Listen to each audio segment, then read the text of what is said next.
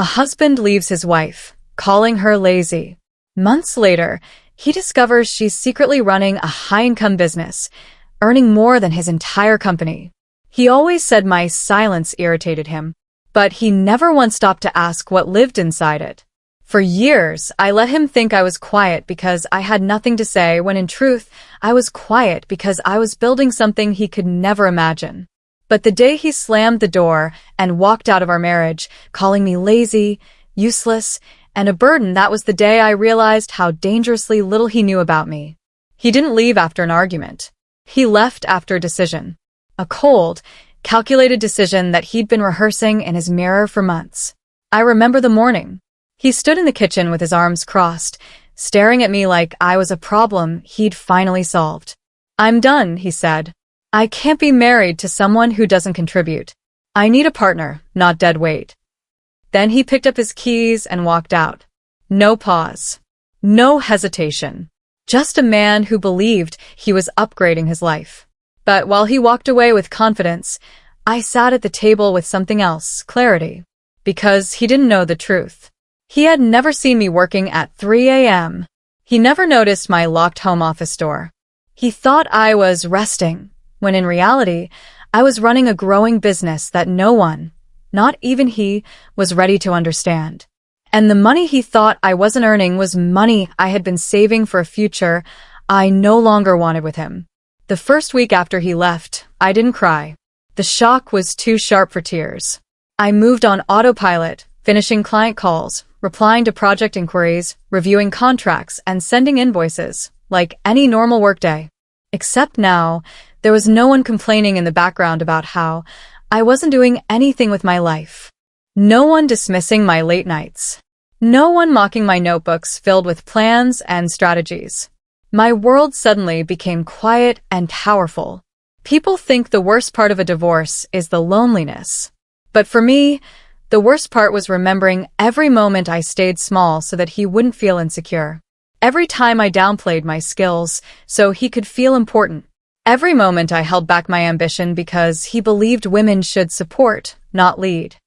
And every time I pretended I wasn't tired, not from laziness, but from handling a workload he had no idea existed. When the divorce papers arrived, they were cold and impersonal. It was like receiving a bill for a service I never signed up for.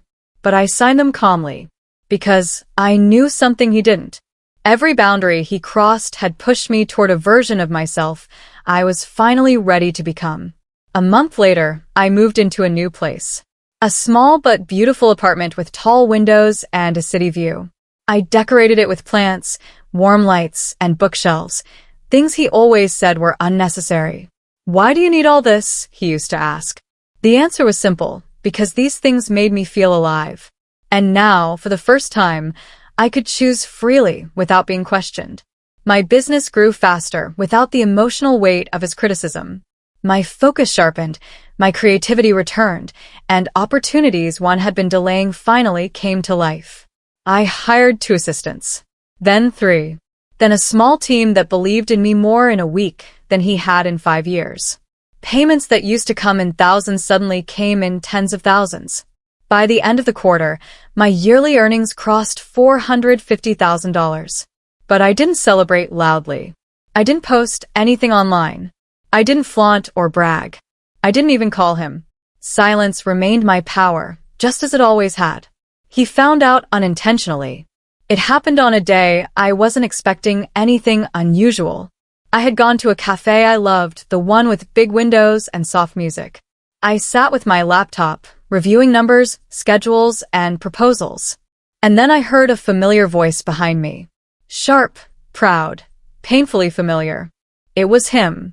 He wasn't alone. He was talking to someone, his friend, or maybe a new colleague. I didn't turn around, but I heard every word.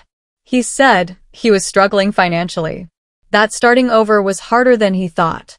That life had become more expensive. And then he said something that almost made me laugh. I thought leaving her would make things easier. She didn't do anything. She wasn't ambitious at all. I needed someone with drive. His friend asked, "What is she doing now?" He sighed. "Probably nothing. I don't even think she has a job." I don't know if fate was bored or curious that day, but at that exact moment, the cafe owner walked over to me with a smile and said loudly, "Your invoice for last month finally cleared. Congratulations on crossing the 450K mark this year." Silence. The cafe froze. I looked up, and he was standing just a few feet away, staring at me like the earth had shifted beneath him. His eyes widened, his face drained of color, and his hand slowly fell from his pocket. He had no words, no accusations, no excuses, just shock, pure, undeniable shock. His friend whispered, 450,000? A year? I closed my laptop gently and stood up, not to confront him, not to gloat, but simply to leave, because I knew he didn't deserve even a single second of explanation. As I passed him, he finally spoke, his voice shaking. You make that much?" I didn't smile. I didn't smirk. I didn't show a hint of satisfaction.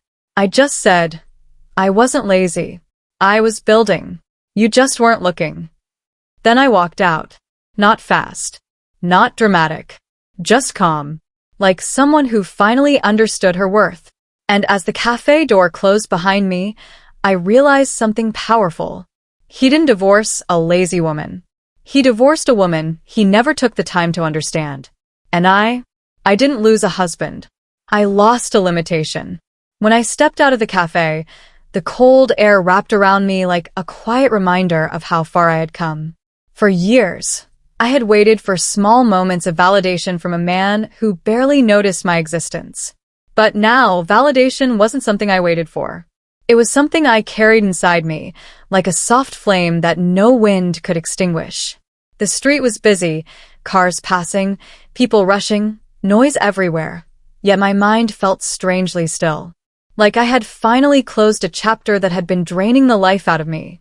On my way back home, my phone buzzed with notifications, new client messages, a few emails from my team, and a congratulatory message from a partner company. In the middle of it all was a number I recognized instantly. His. I didn't open it. I didn't need to. When someone spends years ignoring you, you learn the art of ignoring right back. Silence was my new boundary, and I intended to protect it. At home, I changed into comfortable clothes and sat on the balcony overlooking the city lights. For the first time in a long time, I allowed myself to breathe, really breathe.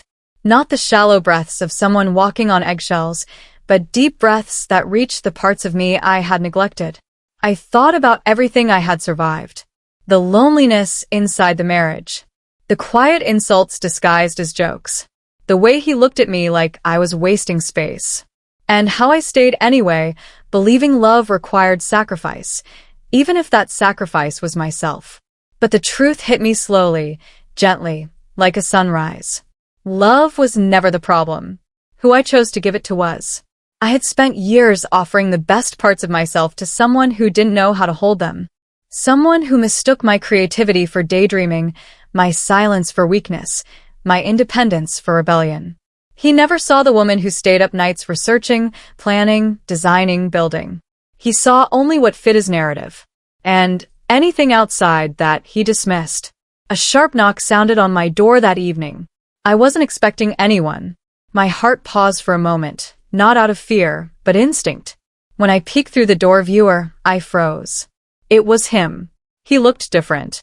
His usual confidence had melted into something hesitant. He stood with his hands in his pockets, shoulders slightly hunched, eyes dark with something I didn't recognize at first, regret. For a moment, the past flickered through my mind. The arguments, the cold nights, the way he dismissed my dreams. But the present was louder. I opened the door halfway, not enough to invite him in, just enough to show I wasn't hiding. He cleared his throat. "Can we talk?" "No," I said calmly. "But you can speak. I'll listen."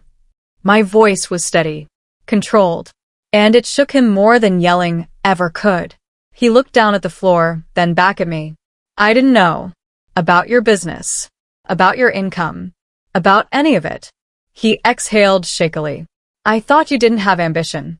I thought you didn't want to work." "You never asked," I said. He pressed his lips together, guilt painting his expression. "You're right. I didn't ask. I thought I already knew you." And that, I replied softly, was the problem. Silence stretched between us. Not the old, heavy silence from our marriage, but a new one, sharp, honest, and inconvenient. He rubbed the back of his neck. "When I left, I thought I was making the right choice. But today, hearing what you achieved, seeing you, I realized I made the worst decision of my life." I didn't move. Not an inch. His confession didn't feel like validation. It felt like closure. "I'm not here to ask for anything," he continued. "I just needed you to know that I see it now. Everything you were. Everything I overlooked. For a moment, I saw the man I once loved. Not the one who criticized me, but the one I imagined he could be. But imagination is not reality. And I had outgrown the version of myself who needed his understanding to feel complete. I'm glad you see it," I said gently. "But I'm not who I was when you left. And I don't owe you the past."